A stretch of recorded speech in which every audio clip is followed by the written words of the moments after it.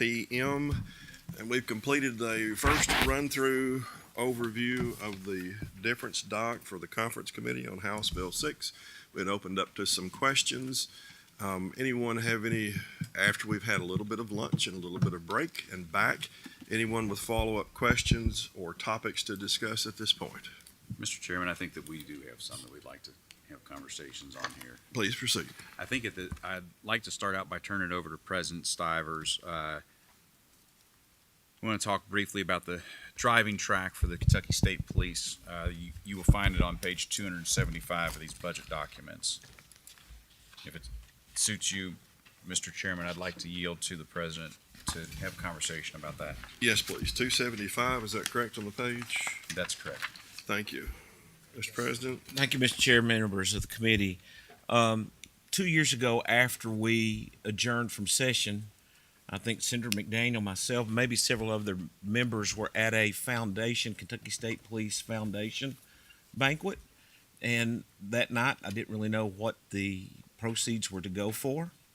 And I found out that they had requested a driving track for the state police to where they do their training.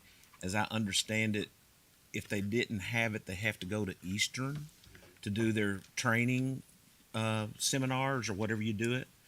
And so they were raising money that night, $2 million out of that foundation to build the driving track. I asked some of them why, and they said because that should really be a responsibility of us, I believe, and not a foundation that should be going towards a fallen trooper or a sick trooper or something of that nature. And they said we were denied as we went up through the agency request process and told not to bring it back. So to me, that other funds I think it's related to is actually a substantial contribution from the Kentucky State Police Foundation. And I really just think that's in bad taste. But I don't know if we want to do it that way, but that's one of the things, and just wanted your all's thoughts kind of on that. So just asking, do you know if the foundation has raised substantial funds before for a project like this, a skills project or something like that? To my knowledge, never before have they come in and supplanted what would generally be an agency fund or a general fund. And this would be a function that's required at the state level, right? Yeah. Yeah. Okay. Anybody on that one? It'd be at page 275. It's the second row, referred to as construct new skills pad at training academy, set up as an other fund in the House at 3.9, which the President was referring to as foundation funds raised. The Senate version would propose that this be with bond funds of 3.9 million on that same skills pad and not with other funds raised by the foundation. And Mr. Chairman, I don't care if it's bond funds or cash funds, but I just think it should be the responsibility of the state to take care of something like that in operation. Leader Rudy? Mr. Chairman, I move to concur with the Senate. We have a motion to concur with the Senate and a second, but President Stivers, if you wish to rebut, you're more than welcome. No, I was just wanting consideration for things, and then we'll figure that out in the long run. If we're starting to get our tally sheets out. Well, while we're on that, while we're talking state police, Mr. Chairman, on page 183, you had some recruiting and retention reporting language. We're curious as to if you could give us some background on that and what you guys were thinking there. What page was that? 183. 183, and that would be the first row, number 27. It's under the pink tab, David. Take off that tab on the floor. So, just to make sure the public has this also, so the House had proposed the following. The Department of Kentucky State Police would prepare a report detailing recruitment, retention, and demographic statistics, including but not limited to age, gender, race, education level, geography, for trooper cadet classes occurring in fiscal 24, 25, and 26, and then would make a report to the General Assembly on a quarterly basis so we could see how the recruitment classes were going. Thought behind it is this. Over years, as we all know, the trooper count has declined. And in recent years, we have assisted with KSP and that cadet class and support structures around it. We're starting to gain numbers. It's a question of where we need to be to hit full complement, and that's always a moving target, but we're moving in that direction. As we do that, I think it would be beneficial to the General Assembly to see from where are these troopers coming? What age are the troopers? What educational?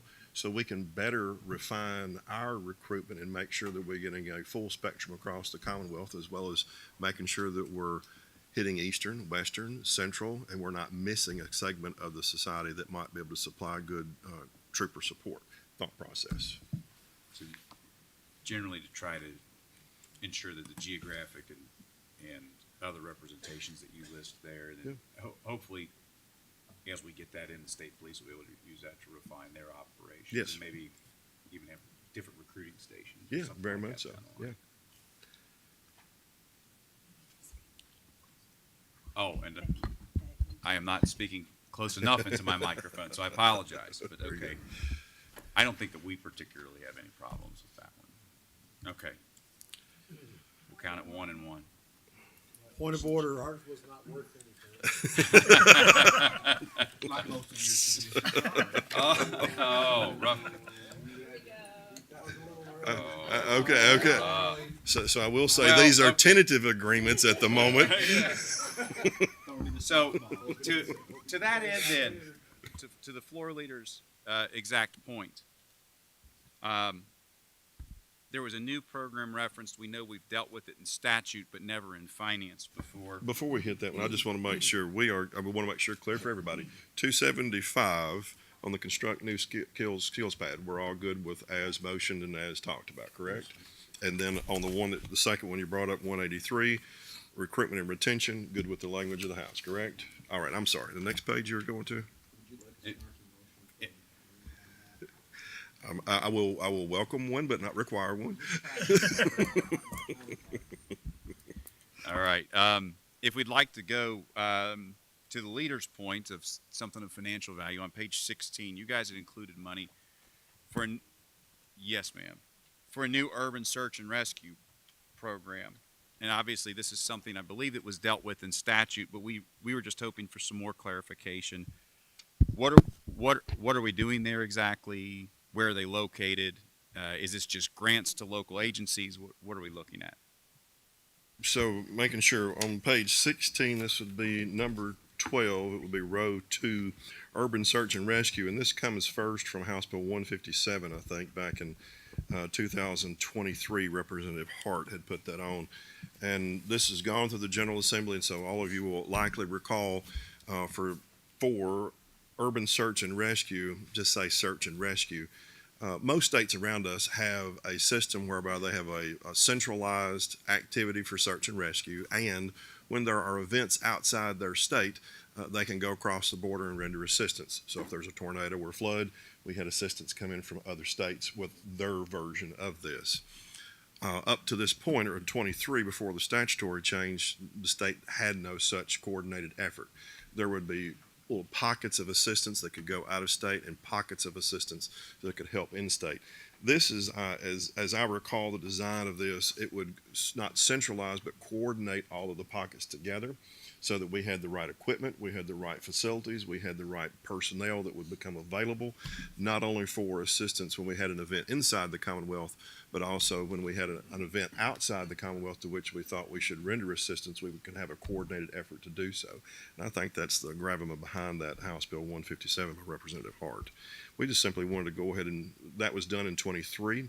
No funding was placed in, as I recall, so the structure was put up.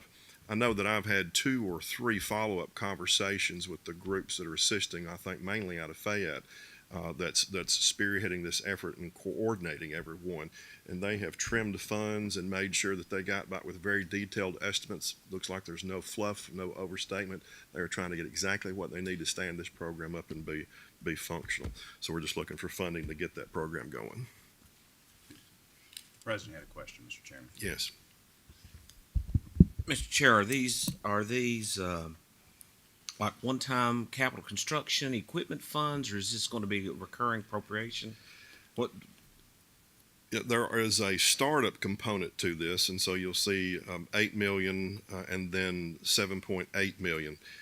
There will be a startup component. I would anticipate there would be some assistance over time, but I'm not sure that's actually what they're arguing for. Okay, so it doesn't really matter where the fund source is to make that happen. Not necessarily. Does anybody know where we're going to pre-position these things? What you got? Okay, so as Ms. Bannister is pointing out, there would be 4 full-time and 8 part-time positions associated with this. So once they get finished with the capital and the equipment startup, there will be some recurring expense in there, and that's what I think is going to happen.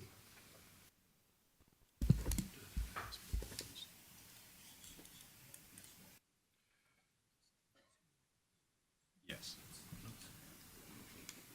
Does anybody know where we're going to actually house this stuff? Oh, no, I don't have that. Are you talking about physically housing? Yeah, physically housing. I think a primary base is still going to be out of Fayette, and I kind of looked to the lady from, because you should be very familiar with this, and I think they are the ones that are spearheading it, and I think they're the ones that are coordinating the capital also and the equipment. Yeah.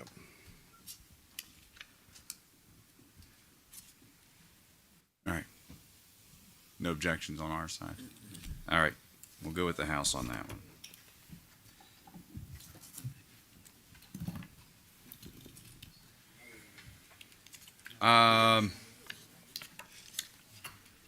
Well, how about we shift gears a little bit and talk about fishing?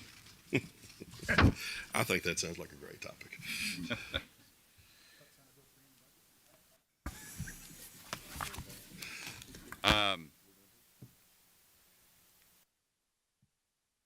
There was a bioacoustic fence down at Lake Barkley that we felt we ought to include in there on page 263. And I think my microphone, there we go. Just have to drop it and then it goes on. So basically, my understanding is part of a federal initiative. They've installed a fence to catch up. Some of the Asian carp have enjoyed, I believe, at least reasonable success in the effort, and had asked to use $200,000 of restricted funds and actually get $600,000 from the federal government to buy the net from the federal government, which nothing sounds more like federal finance than them giving you the money to buy the stuff from them. But certainly, as I'm sure those of you from the region will know, and those of us who fish those lakes know, that it is an ongoing problem down there. And if we could just grab that thing and keep using it, we feel like it would be worth our time and money. Make sure that you have a microphone so that everybody else can hear you if they're not in the room. I serve on a national task force on invasive carp, and this fence, I've seen it. I think some of your members have seen it, Mr. Speaker, video and working, and it is probably at the moment the best technology to deter and manage those species. So I think this is kind of a bargain, actually, but some of the initial costs when it first came out and other regions looking at it, I think the price is pretty reasonable for what it's going to do. On the price issue, if I'm making sure I'm reading this right, we've got $200,000 in restricted funds and $600,000 in federal funds in 25. Is that correct? That's accurate. All right. Anyone else? Do we have a motion for ambivalence, or do we have somebody that wants to do something? Thumbs up. All right. Fund it. All right. All right. Resolved. Mr. Chairman, I know one of the things that I've had a good opportunity to meet with some of your members and some of our members who had an equal concern about a program that you guys had removed, very justifiably so. But I think both chambers have had some resolution brought, deals with the alternative social workers. I know from our side, I'm sorry, page 200.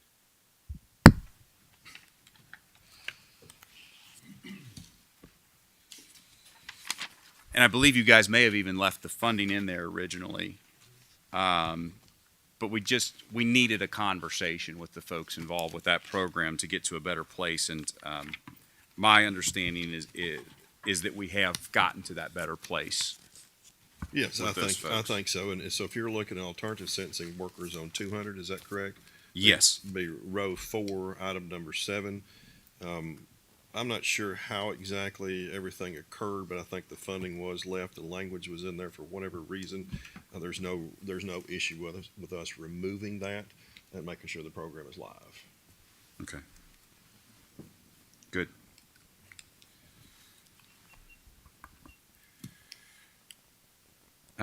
We also wanted to take a look at a bit of a legacy item here, dealing with parole for infirm inmates. It's at page 191. This language, I can remember when it came into the budget. But as a matter of practicality, we had hoped years ago that as people who were residing in state institutions truly became non-ambulatory and in some of their cases non-responsive, we would find a lower cost way to house those folks.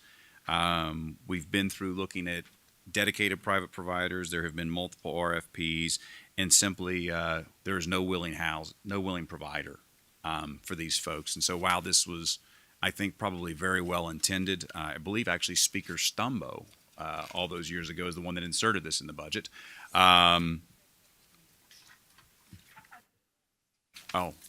So I mean, even further than his speakership, but it's simply his. I mean, but it's going to be a long conference committee, isn't it? But I see no sense in continuing the legacy language at this point. Okay, I find myself at a disadvantage here because as far as experience in the General Assembly and the history of these items, there are several of you that are going to have me eclipsed. And I'm not looking at anyone in particular. Okay, so if anyone's got thoughts on this, please say so. This looked like a cost-saving mechanism, and it still could be a cost-saving mechanism, but apparently in the real world it is just not gaining traction. Well, I mean, I've had, I'm just one practitioner. I had two terminally ill people. That one made it home before he died, and one didn't.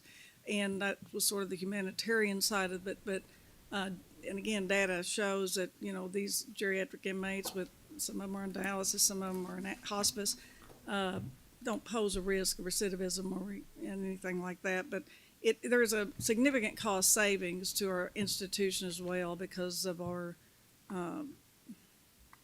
this is services now with the dialysis and organ failure and all the above. But it was a twofold thing when it was first done, because we had a population and we still have an aging population, and with the new methamphetamine and other things, inmate health and costs are just skyrocketing. Don't disagree with that, but I'm just going to ask, and I'm asking, is anyone aware of this program or something similar to it of actually having people work through it? Yeah, that's the question for me on the real world. Sorry. Representative Dingus? Thank you, Mr. Chairman. I would note that I agree with what Robin said, but it doesn't require placement necessarily in a nursing home. It also would allow family placement. And before we make a decision, it is on page 192, subsection I, it requires a report to be submitted to us. So maybe and including in that report is the number of parolees who've been let out pursuant to this law. So maybe we ought to have somebody look at that report before we make a decision. Yeah, we certainly can have somebody pull that. It was our understanding, we've seen the report, and the number has remained at 0 for pushing a decade, was our understanding. So the number is 0. Okay. And that was the only reason to recommend pulling it out. If there's strong objections to the contrary, it doesn't do any harm to leave there. We're just trying to get rid of a language for something we didn't use.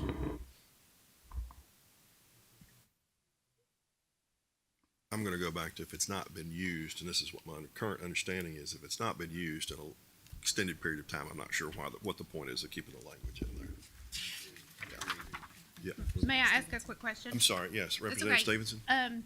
Can you talk about that in conjunction with the fact that on page 133, the Senate struck the incarceration waiver for Medicaid? So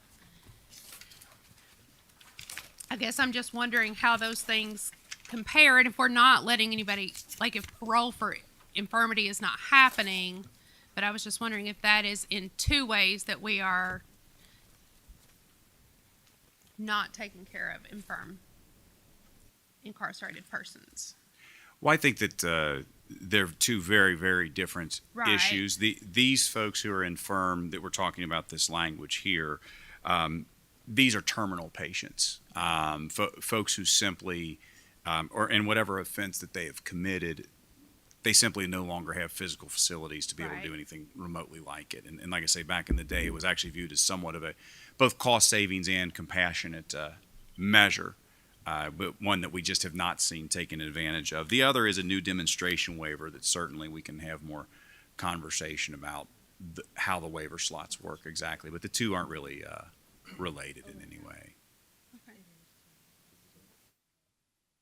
So just making sure, and a good question, and if you look at the House language on the left-hand column on 133, 4 lines in, although there's money placed in there, it's to develop a 115 waiver to enhance and expand substance abuse or substance use disorder treatment services.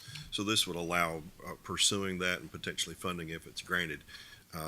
There's no guarantee that it would be granted. I know there are other 1115s that have been pursued that haven't received approval. So, Mr. Chairman, with kind of what Senator Webb has brought up here, maybe I could propose that we go ahead and remove the language for now. If over the course of the next couple of days we find that there are examples of this particular thing being utilized, it would be nothing to just leave it in at that point. But if it's truly what we're seeing unutilized, Senator Webb?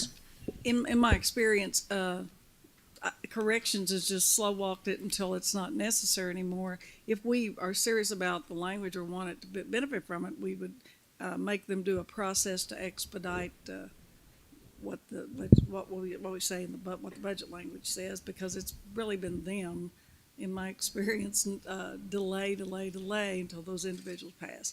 So they've not really followed the legislative intent, and sometimes I'm not good with that. But Understand. then we can be. We'll go ahead and just leave it. We'll drop that one. It's not a big deal. It's going to be a pegged issue, okay, and we'll come back and look at it. But I do want to know if it's not a program that has been utilized in 10 years for whatever reason, then if it has no hope of revival that's legitimate in the real world, then I'm not sure why we would leave it in there for confusion purposes. Or if we need to tighten the language up in some way that it actually is utilized, and Yeah. it's a good program. So there's some ROI actually coming back from the words on the page. Yes, If I- Representative Roberts. If I could just voice my support for leaving it, I think under the weight of House Bill 5, we're going to have longer and longer sentences, and so this, while it may not be widely utilized now, if there are longer sentences in the future, I could see that it could be needed. So I'll just voice my preference that it remains. All right. I got one more thing to add. I prefer to take it out. If this is gonna be important, it's gonna be in the budget for 10 years, but nobody's gonna file a bill that would put this in statute. We're gonna just keep adding it in budget language every 2 years. Maybe that's why they're not taking it serious, because nobody's ever filed a bill to make it permanent and tell them to actually do it, because there's no guarantee that this document will be in. So I don't think it needs to be here. It's a waste of space. I take the position that by default, this is going to come out. Okay, if somebody can show me, and I don't care who it is, somebody can show me that this program has been utilized, great. Or if there is a way to revive it and say, this is how we're going to make it. All right. We're going to make it happen. We can take it back up. Mr. Chairman, we've got a few more if we could visit. I'm gonna refer us to page 16.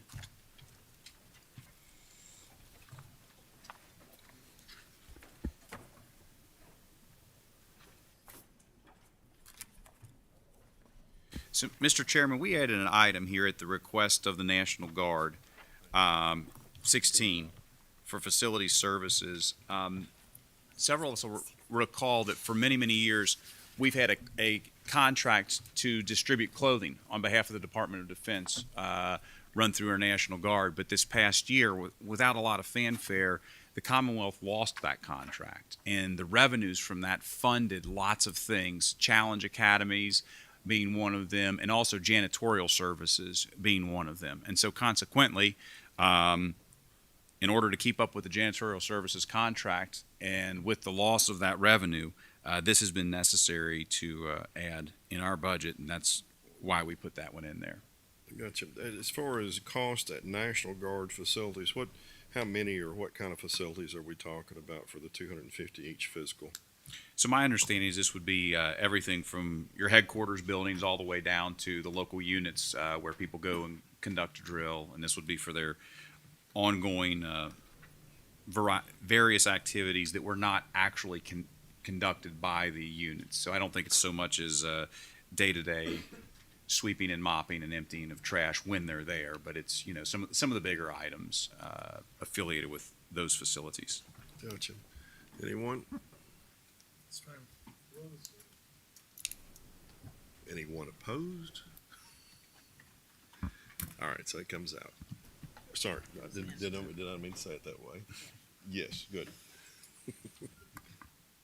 No, it's a mistake. I'm just used to when the Senate asks for something, I say, no, it comes out. And so I'm trying to correct myself. Conditional response. That's Pavlovian. Okay, I can't help it. Okay, we have a few more language items here, Mr. Chairman. One is obviously when if we could go to 291, when we went through COVID, there were a variety of funding sources that came down, and some of those, actually the bulk of those funding sources, begin to expire over the course of the biennium. And rather than let those completely expire, we do need the ability for the executive branch possibly to do some reallocations. It's our understanding that some of the awardees are not necessarily as responsive as is necessary to get their memorandums of understanding in place before the funds begin to expire. And therefore, on page 291, we reference a interim reallocation approved through the governor and the state treasurer to ensure that we don't let those funds lapse, but rather we're able to utilize them. And they may not be utilized where the initial applicant was necessarily expected if they aren't appropriately responsive to be able to lock down those monies or that money. And so it will be our request that we leave that sentence in there. So this would not slow down or terminate the use of those federal funds. It would actually ensure that they could be utilized if necessary. Is that what I'm gathering? That would be accurate. Okay. Any questions? No, that's out. No, I'm sorry. That's the same thing. No, I think we're good with that. Yes. Yes. All right, well, I'll just keep plowing through then. Yep. Let's go to the Attorney General's section, please, on page 26.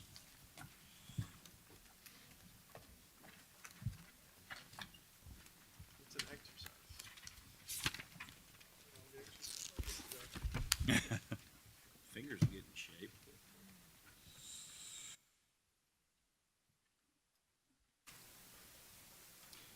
I think first, Mr. Chairman, if we could just talk briefly, you guys had expanded the availability of body armor to our local law enforcement, which we found to be a very worthwhile expenditure of those CLEP funds. We obviously thought that being as the program was expanding, we would try to phase it in just a little bit more. But if you want to talk just briefly about trying to get those funds down to local law enforcement more for that protection. Very good. On page 26, it would be item number 11. I've spoken with the AG's office about this, and I think they're good with phasing in the program. They've had lots of communications with local law enforcement, see a good need for this, and I think it will facilitate better relationships between the AG and law enforcement in general.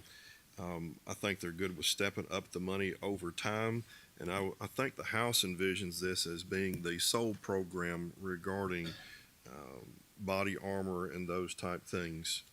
I know that this has been around in concept and on the ground for a few years, but we think this will be a good, effective delivery of that program at this point.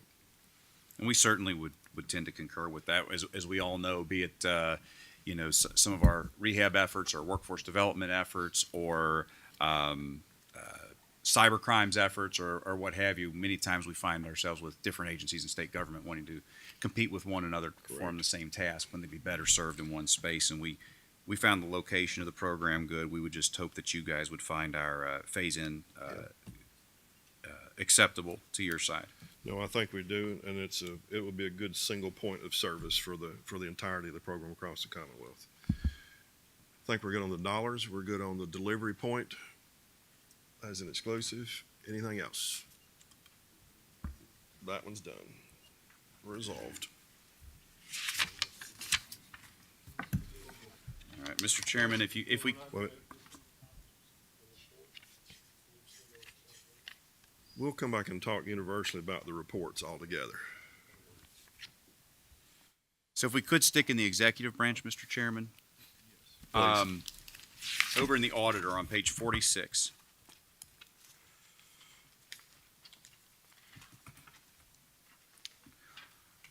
We made some revisions in the ombudsman. While that oversight is essential from the auditor's office, there was a concern that in certain cases, particularly related to the Cabinet for Health and Family Services, that the auditor could end up auditing themselves. And so we made some fund movement there in order to remove the potential that on those funding sources, the auditor would be funding or would be auditing themselves. And that's what we had in that space. And you're opposed with the auditor auditing themselves? Every once in a blue moon, folks at Enron would tell you it was a problem. Very good. No, I don't think there's any problem with the language. This is a somewhat confusing issue. We made our best stab at it. Y'all put a little better twist on it. I think it's good. Good to go.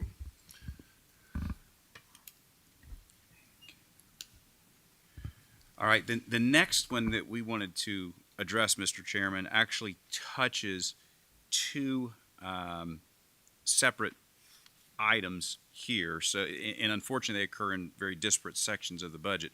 The first is on page 10, relating to the Rural Poll Attachment Fund. So just to foreshadow on this one, you're going to have at least two spots we're going to be looking at, and this is what we could affectionately call an ARPA swap. Would that be fair enough? That would be accurate. Very good. So page 10, and what's the other page? It's going It to would be relevant? 186 for the other. Excuse me, page 10 and 186. So as you know, Mr. Chairman, sometimes funding sources are fairly critical to leverage all the funding mechanisms available to us.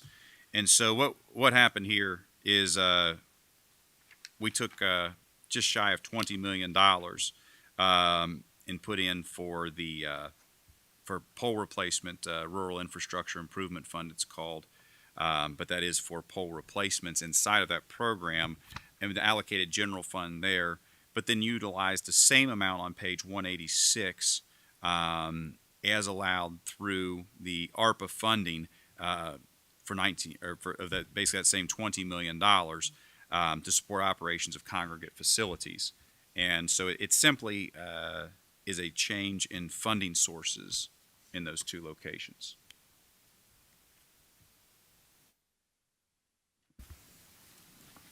Making sure everyone sees page 10 and page 186. Page 10, it would be the third row, and on page 186, it would be the third row, correctional facility support. Anything in particular on that one? Again, we have certain, I'm sorry? Just a wash. Yeah, we have certain ARPA funds in one program that may not be able to be utilized if we don't move them. Yeah. Yes, President And Cybers? so people, if they are listening to us, if they are, they probably have a pretty boring life. But so people understand this, that if this money isn't designated and used by certain periods of time, it's forfeited. The worry there, it can't get the necessary memorandum of understanding in place. Therefore, we would lose the monies. And then, so we can get it more quickly put out in corrections, but still cover the pole attachments for the broadband deployment. Correct. Correct. Anyone else? Good. I think we're good with it. All right, thank you, Mr. Chairman. And we had one more item. If we could turn to page 202, please. 202. And it, Mr. Chairman, with much leadership on your behalf, last time, we pushed hard on the Finance Cabinet to do a very, very thorough analysis of pay in the Commonwealth. And frankly, although the product was a bit delayed beyond what we had hoped for, it was very good. And it really has given us quite the opportunity to explore making the Commonwealth a more competitive employer. But as actually the governor has addressed, and you have addressed in your document, and now we've addressed in ours, compression is an issue that continues to need to be dealt with.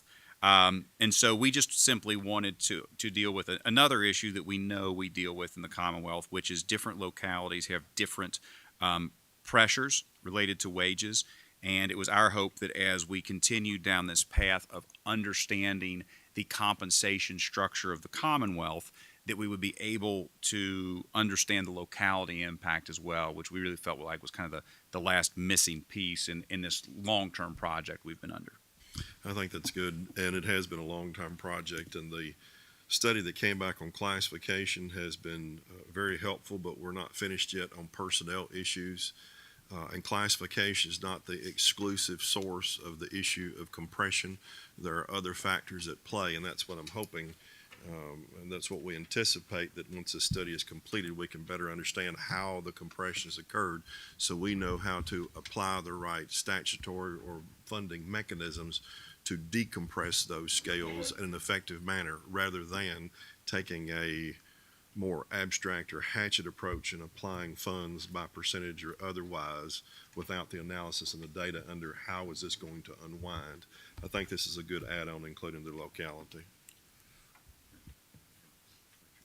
Very well. Thank you. We appreciate that. That would conclude any list of items that we wanted to address at this time, Mr. Chairman. Thank you, and I appreciate you speaking with me before this. We went over most of these items just to make sure we had something we could actually talk about. Sometimes we can throw one on the table that is not going to get us productive movement. We thought these could. Anything else for the group at this point? Yes. Page 1. 202. Make sure the microphone is very, very close, please. It's on. I want to go back to paragraph C for just a second, Chairman Petrie, and say that I do support looking at locality pay in various committee meetings during the interim and during the session this year. I've talked about the fact that I think we need to take into account that what we might pay someone in one region of Kentucky and might get a number of employees. That same salary is not competitive when you look at the urban areas such as Louisville or Northern Kentucky. And I've talked with the Personnel Cabinet Secretary, and we do allow for locality pay in certain instances. I think we ought to encourage that, particularly when we talk about juvenile justice employees or correction workers, that locality pay is significant in terms of attracting high-quality workers in certain urban areas or high-cost areas. Yeah, I don't take any particular issue with it, and I think locality as a categorical focus is a good add-on to this. It'll help us better understand how that interplays with the compression issue itself. I think it's a good add. Anything else? Yeah, Representative Roberts. First of all, I just received a text from someone who's watching and feels aggrieved at the comment that they have a boring life. But when it comes to compression in this study, am I correct in assuming that means we'd probably be another 2 years before these people receive any real salary adjustment? Okay, well, first off, I want to make sure we've got the right descriptors on here. So salary adjustment is an annual increment. A salary adjustment is a adjustment to the pay scale itself. Salary adjustment is a classification update, and a salary adjustment can be decompressing, and it can be a combination of each of those things. we've gotten, I think, essentially through the classification, we have been, from the General Assembly standpoint, pushing on the issue of annual increments for that type of adjustment. I don't want to belabor and belay this occurring on a quick standpoint, but I'm not in favor of just going, let's try something and throw some money at it and see if it sticks, and then we're going to come back the next year and the next year and the next year until we get it right. I'd rather just find out the best thoughts on it, take our best guess, and not have to tinker with it 14 different times. That's unsettling to people that have pay scales set, not knowing what's going to happen the next year or the next year. This gives everyone a little opportunity to look at it, discuss it, and make sure we've got some good data analysis on it before we begin. Thank you for that, and I don't necessarily fundamentally disagree with any of that. I guess my question is, do we expect that this study would then take the full 2 years, or is there a chance that you think it could happen more quickly? I would be happy if it was done in 6 months. Yeah. Anyone else? Do you have something? Yeah, not necessarily for a decision point, but something that we wish you all would kind of take a look at and we can have further discussion on. One, I'm going to defer to Senator Adams on one, but the other, unless you want me to take that. But, okay. All right. The first is, and I'm going to go back to saying you've been eclipsed by some people who have been here a long time. Then you looked at me, and Rudy laughs. But there is a provision in there that we put in about the buyout, basically, of the KCNA. Everybody knows it's pretty complex. It got started about 10 or 11 years ago, and it got into a real struggle because of the negotiated terms, which were like 90 days in which to get pole attachment agreements, 90 days to get Sorry to interrupt, but just for the public's edification, ours also, CNA. KCNA, which is also affectionately referred to previously as the broadband. Kentucky Wired. Kentucky Wired, yes. Okay. So 90 days to get pole attachment agreements, 90 days to get easements, 90 days to do various things for, I think, over 2,600 miles of poles and easements, that if we didn't have them done by that, then there was liquidated damages. So anybody who has known anything about negotiating out those types of things, it's going to take a little bit longer than 90 days. We have spent not tens of millions of dollars, but hundreds of millions of dollars. We would like you all to kind of look at that, think through this process. It got a lot of play in the Courier Journal because of the person who was negotiating versus the person who was representing Macquarie, which happened to be in the same family.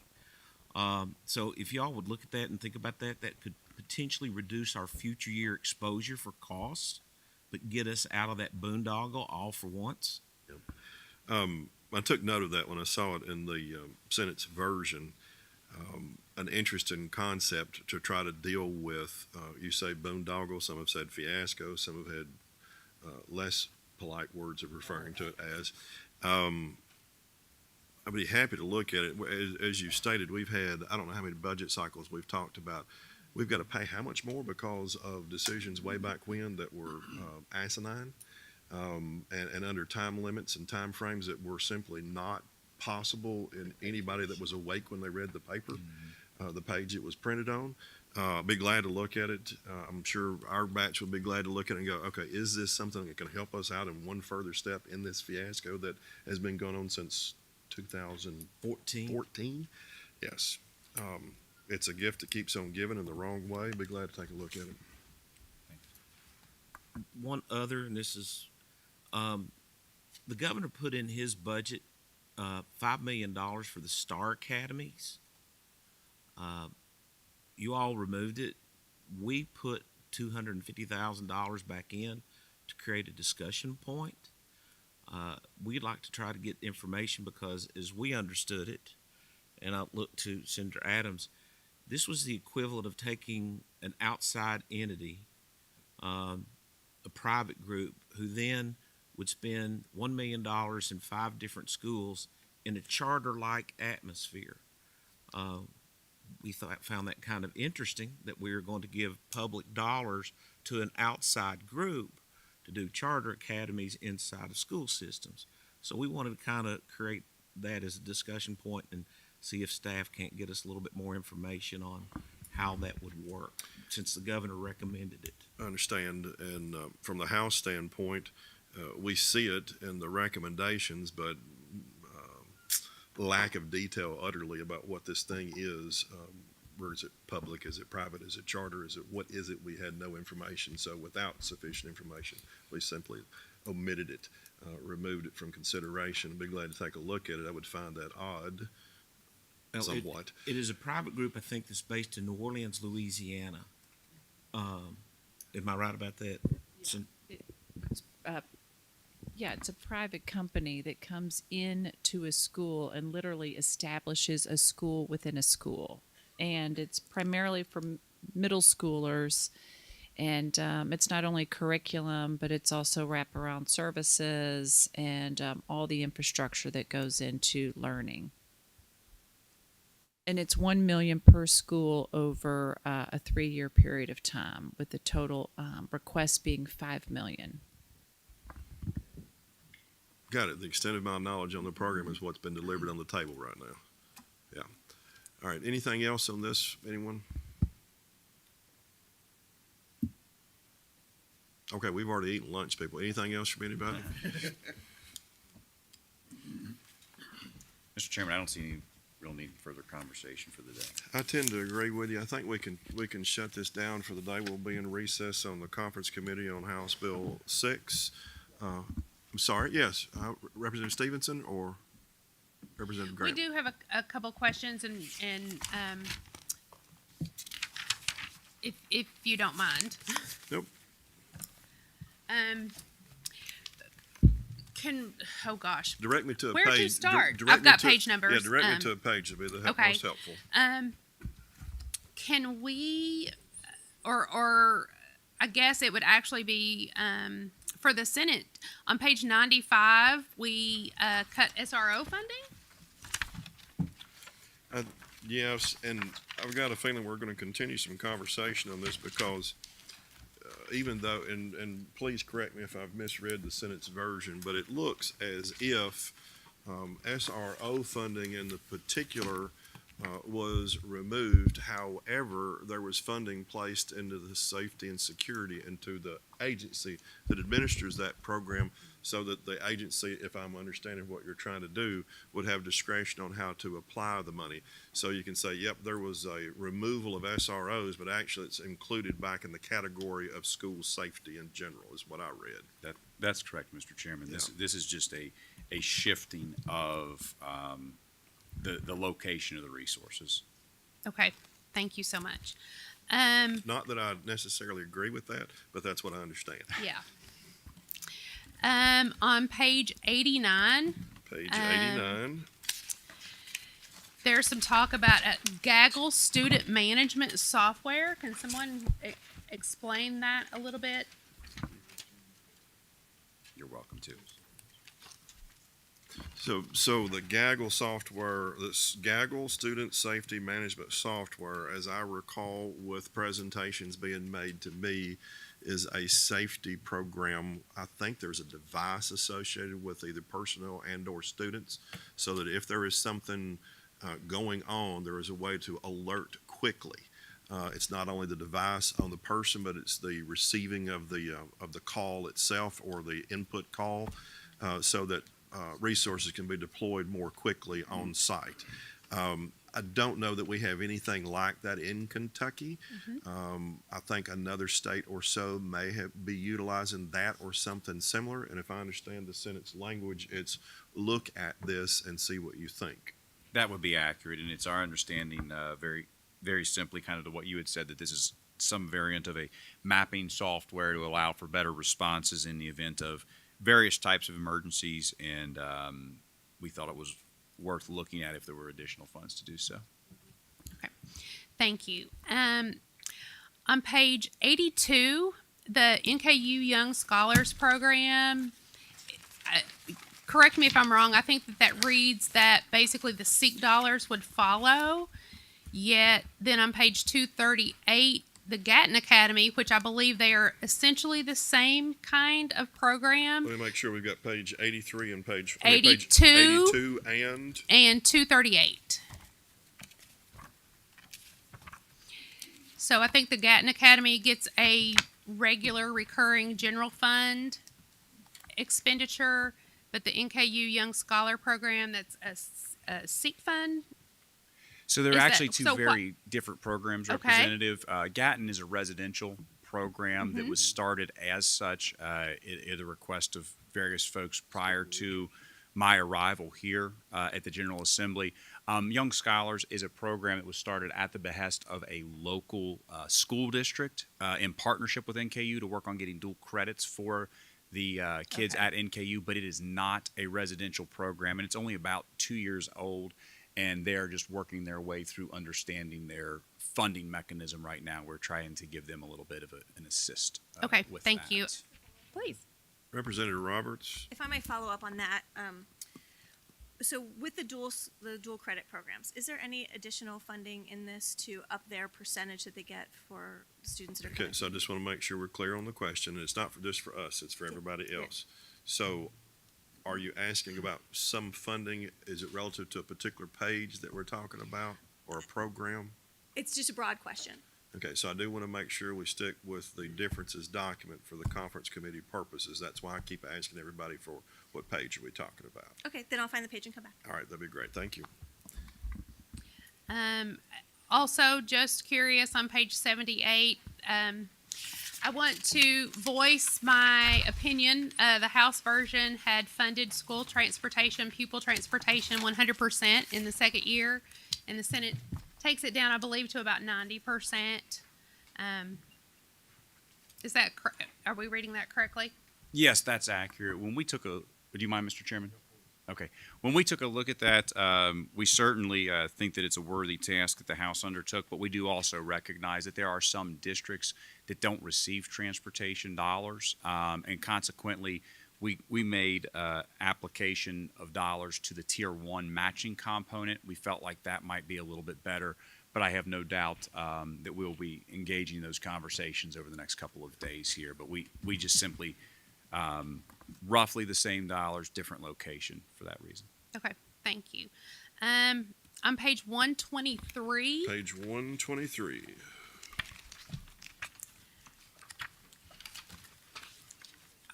Are we reading that correctly, that until the federal government acts that the Office for Medical Cannabis could not move forward?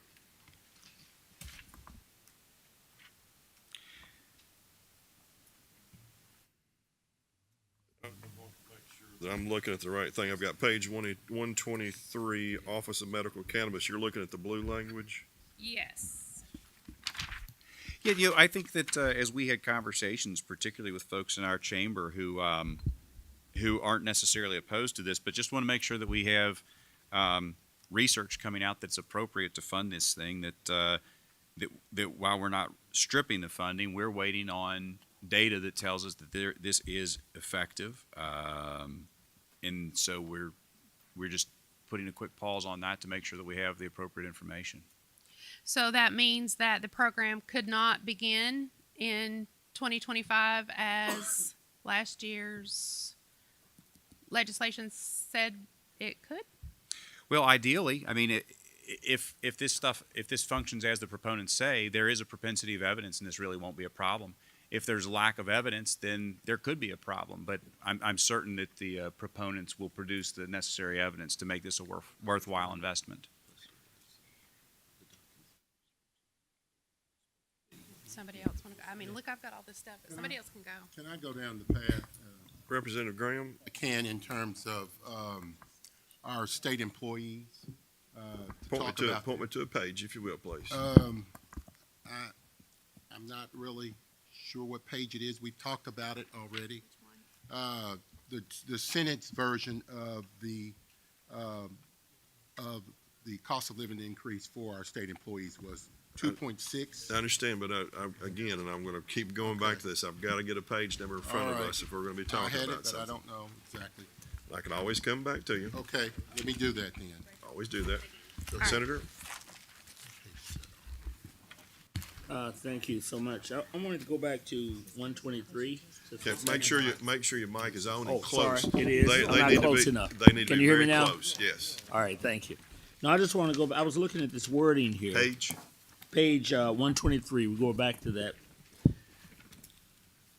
I noticed just looking at the wording, it has conclusive evidence, which is a very, very high bar. Normally, when you're talking about something like that that's based upon research, you're talking about sufficient evidence, and that's a determination to be made. I'm just wondering if my members and all around the table would be interested in making a change in that word, conclusive to sufficient.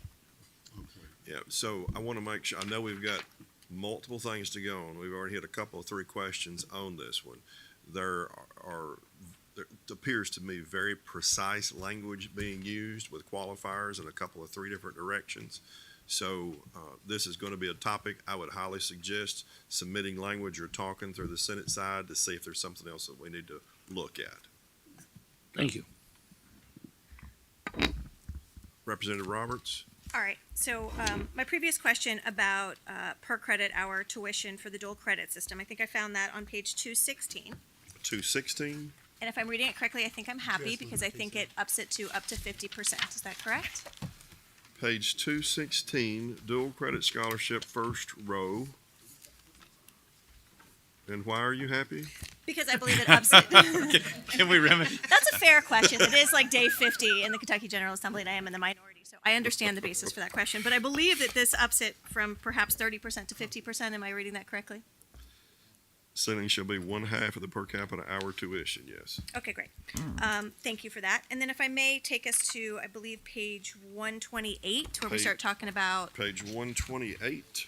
Medicaid benefits and the waiver slots. And there's a couple sections here, but I believe my question is on the new Senate language that is released upon completion of a pre-qualification assessment. I have concerns that trying to get through that backlog could lead to none of these slots being made available. Can someone assuage my concerns, please? And I've got a feeling there's going to be a lot of conversation held on this, but I think it might be beneficial to the group of why even introduce the concept of pre-qualification? Sure. So, ever since I've been here, we have always worried that the lists that we have are never actually scrubbed. So we have people who appear on multiple lists.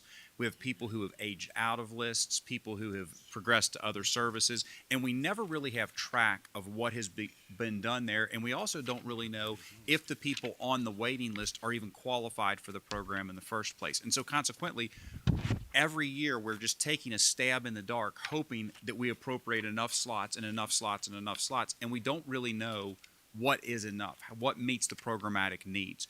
And so the intent with this language is to figure out what are those programmatic needs and not to delay them. In fact, you'll see, this is, in the last 2 budget cycles, the number of added slots that between your recommendations, our recommendations we've done jointly have expanded greatly. And so it's our intent to keep growing on that, but also we need to get an understanding of exactly who is on that list and how big is it, so we know how big the program really needs to be, because right now it simply is, every budgetary cycle, a guess as to how many more folks we need before we finally get there. If I could add to that. Do you have it, Senator Thomas, do you have something on this issue? I want to add a footnote to what Senator McDaniels is saying, because I think here's a potential problem here, and he's going down the right path. There is demand for these waivers. Obviously, the Cadillac of all these waivers is the Michelle P. waiver, because you can get more hours to be compensated for that program. What happens, though, is that in the meantime, people will apply for alternative waiver slots as well. For instance, the support for community livings or the home-based community waivers, which you get limited hours of compensation, but some. And so one will get, let's say you get the support for community livings waiver. Well, you still may be on the list for Michelle P. waiver, and you'll be waiting for that while you're getting support for community livings waivers. So we may be meeting a need, but there's still someone who wants to get to the Cadillac program as well. So we need to, he's right, we need to look at that and to make an assessment as to what really the demand is for the Michelle P. waiver program, while at the same time someone may be on another waiver program. So again, I think Senator McDaniel is on for something there, and that's where the study and the analysis should be. President Stivers? Yeah, to Representative Roberts, what I've found in my time here, and this has not just been an isolated incident, somebody is on, as Senator Thomas talks about, the Michelle P. waiver waiting list, and then they get noticed that, wait a minute, there's a slot, your child can go in. Then they go in and find out, wait a minute, you don't qualify because of your earnings level. So we don't, they get on the list without any knowledge of that, and it really kind of sets them up for disappointment and without looking at other areas. So before you get on the list, they should scrub it to know, are you income qualified? Are you being taken care of another program?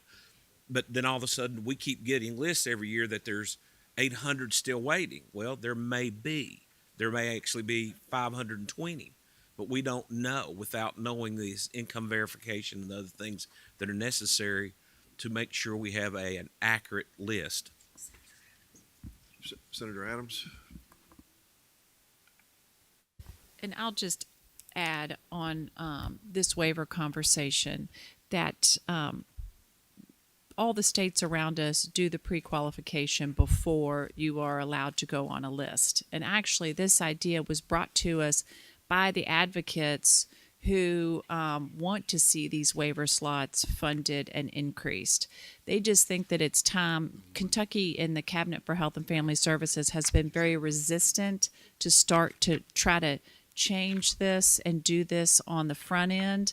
And it is going to be a process. We can't do it all at the very beginning because, to your point, we don't want to have these folks lose out on any benefits that they may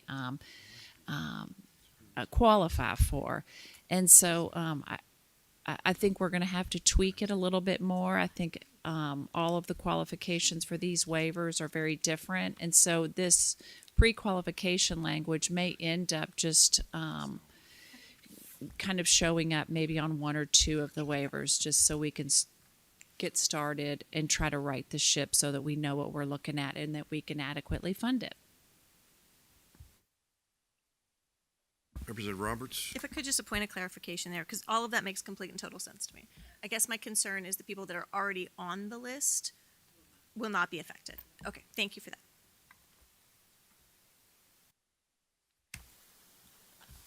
Representative Graham?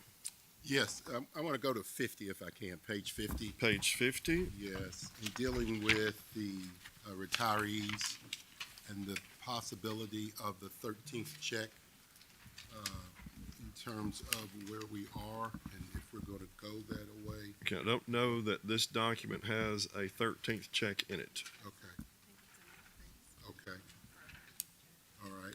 And then on page 292. Page 292. Which is dealing with increase in salary in terms of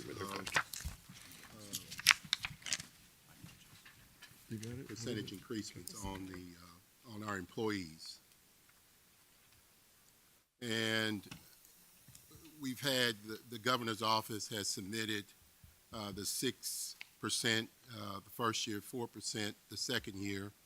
The House, we came up with 4% the first year, 2% the second year, and of course the Senate was 2.6% for each year.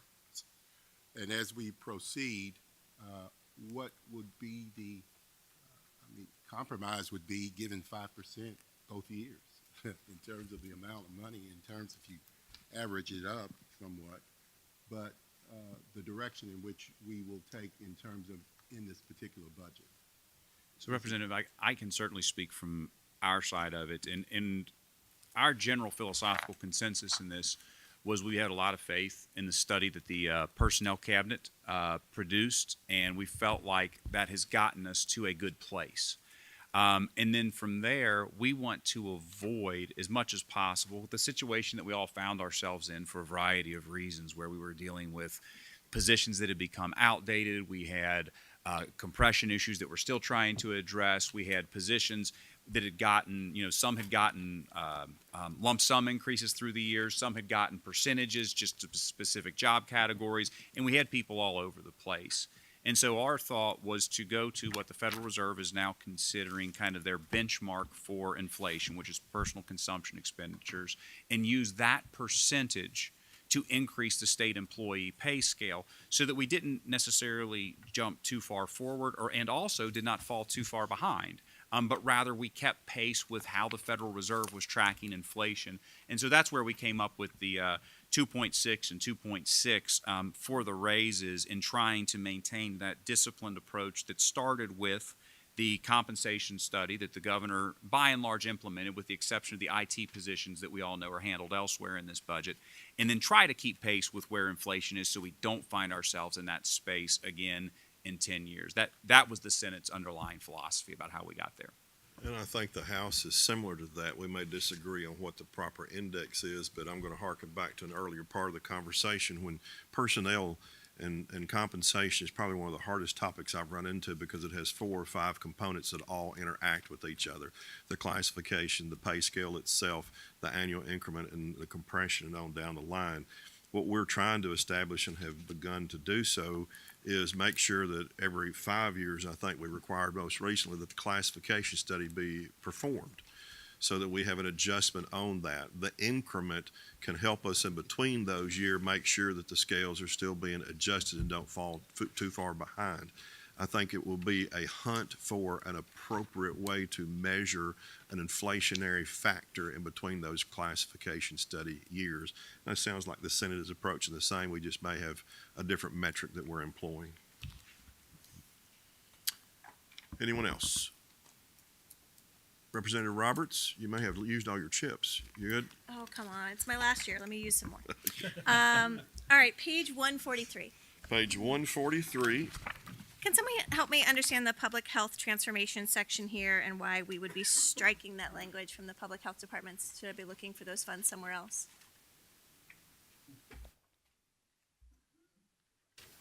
Page 143, looks like number 7, public health transformation.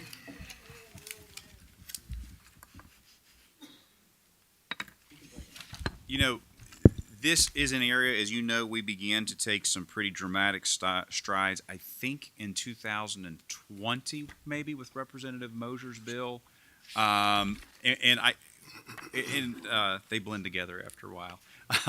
But we just felt like it was worthwhile to take a good look at where this had come where we were headed exactly, and thought that this would be a good venue to maintain that conversation. Not that we are entirely opposed to the appropriation, but certainly that the programmatically we need to have a bigger conversation about where we are, where we've been, and where we're headed with this. And that was the intent there.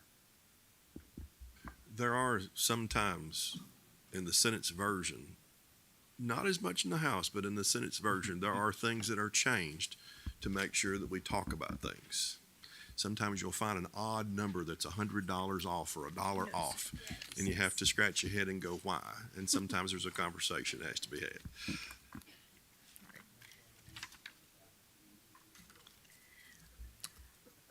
That leads me to my next question, which would be page 147. Page 147. Are we having a conversation about childcare in the state?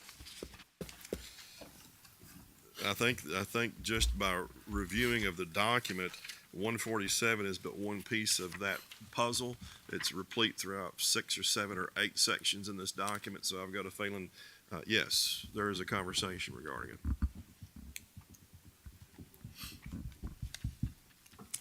All right, anyone aside from Representative Roberts? I have 2 more things.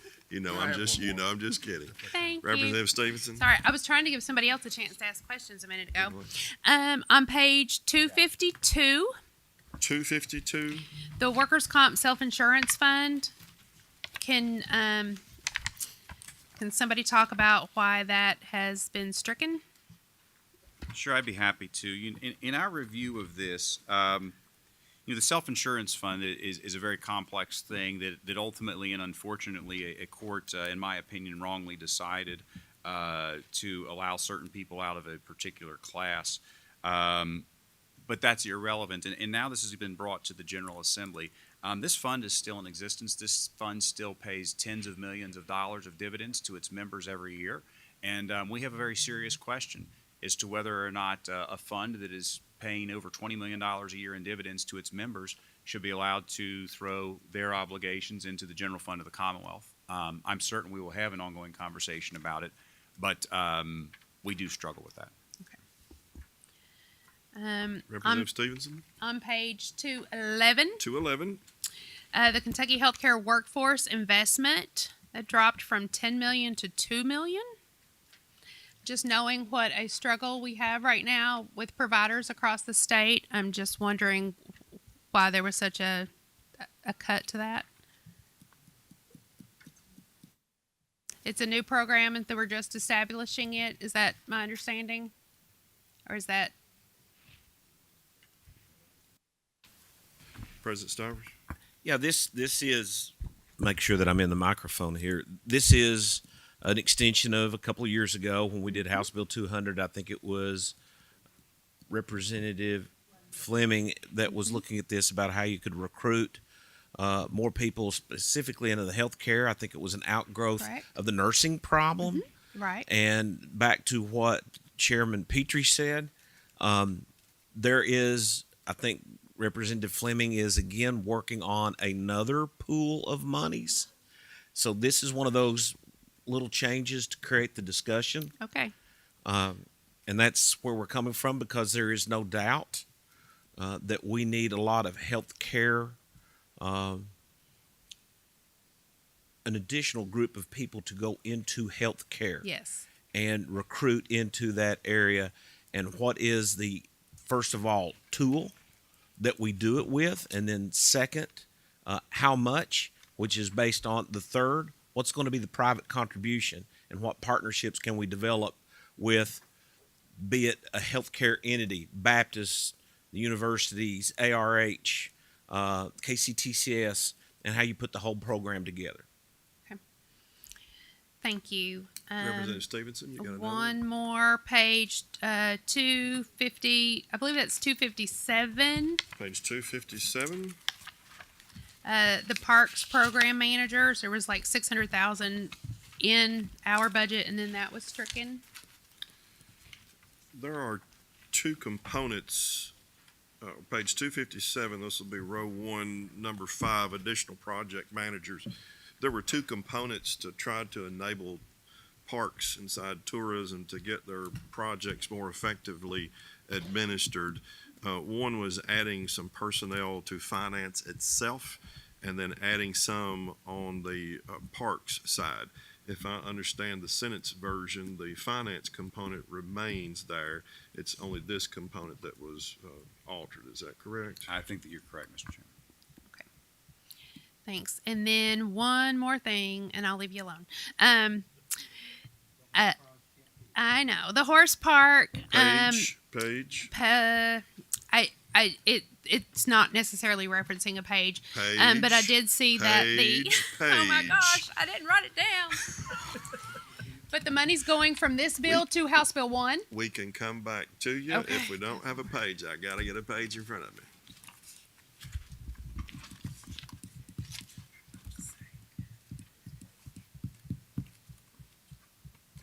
Anyone else with a question while Representative Stevenson is doing a quick reference check? Come on, help her out a little bit. Tourism. I'm going to be in tourism. I believe the speaker says you may want to look at page 259 as a possible point of reference, or 282 might be a point of reference. Which one? 282 may be what you're looking for. Representative Stevenson? Yes. Your question? Thank you. Yes. So, and I spoke to the floor leader about this, and the maintenance pool, I believe he said, was moving possibly to House Bill 1 instead of in House Bill 6. And I would just figure that the maintenance pool is an ongoing recurring appropriation, so why would we move it to be a one-time expenditure into House Bill 1? Regardless of where a funding source may come from whatever bill, a maintenance pool is not necessarily a recurring expense. Not all maintenance pools should be recurring. For instance, we had an asset preservation pool of $350 million, I think, in each of the last 2 years. That should not continue. We should make progress on that. As to all maintenance pools, it's an ongoing issue. If we see need, and especially if we can identify those needs in advance, then there is a reason for a maintenance pool. But if there is no need identified, then there's no reason for us to place money on it. Okay, thank you.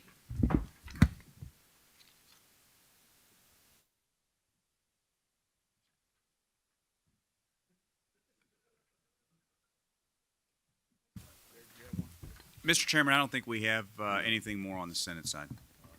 Very good. Anyone else? I do appreciate the questions, and I appreciate the cooperation on finding the pagination. That brings us all to a point of reference for discussion that's much more effective. I do appreciate that. We're going to be in recess on the Conference Committee on House Bill 6, unless somebody's got something with strong objection. No objection, Mr. Chairman, but we'll communicate through the two chairs about the next time we'll get together then? Please, I would anticipate it and expect the same, yes. All right. Thank y'all very much. No, we're not. You know how today was, yeah, I think we should have.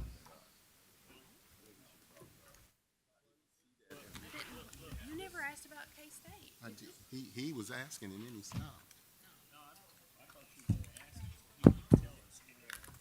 Well, the only place I can see it is where